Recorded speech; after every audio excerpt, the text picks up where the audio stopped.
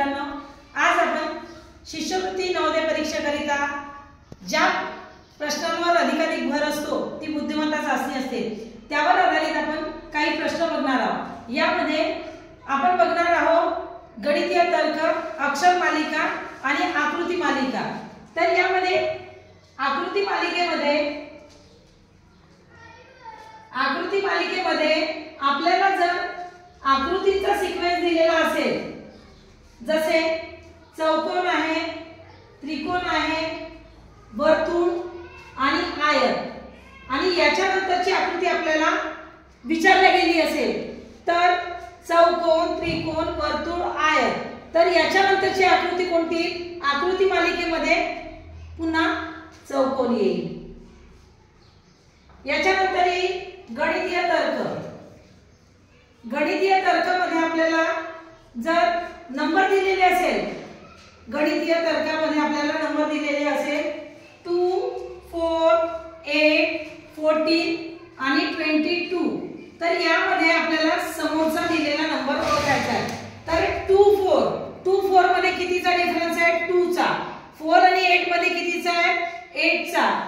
जसे इथे पहा, इथे 2, 4 मध्ये दिलेला आहे 2 चा डिफरन्स, 4 आणि 8 मध्ये दिलेला आहे 4 चा डिफरन्स, 8 आणि 14 मध्ये दिलेला आहे 6 चा डिफरन्स, आणि 14 आणि 22 मध्ये दिलेला 8 चा डिफरन्स।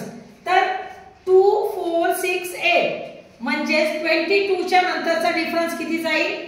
10 नंबर्स जाईल। म्हणजे इथे किती येईल आपले? 32। यानंतर आपण बघणार आहोत अक्षर मालिका। अक्षर मालिकेमध्ये आपल्याला इंग्रजीचे अल्फाबेट दिलेले असेल। अक्षर मालिकेमध्ये आपल्याला इंग्रजीचे अल्फाबेट दिलेले असेल, जसे A, C, F, J आणि O। तर यानंतरचे येणारे अल्फाबेट आपल्याला शोधायचा आहे। A, C, F, J, O। A आणि C मध्ये कितीचा डिफरन्स आहे? A आणि C मध्ये आपल्याला दिलेला आहे, हा डिफरन्स आहे 2 नंबरचा। 2 नंबरचा डिफरन्स आहे।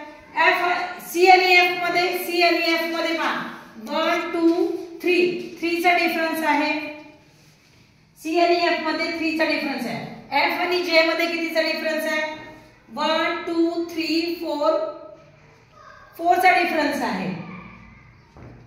J आणि O मध्ये J, K, L, M, N, O इथे कितीचा डिफरन्स आहे? 5 चा डिफरन्स आहे। म्हणजे 2, 3, 4, 5 समोरचा डिफरन्स किती जाईल? 6 नंबरचा येईल। 6 नंबरच्या डिफरन्स वर कोणता येईल? O नंतरचा। O, P, Q, R, S, T, U हा नंबर इथे येईल।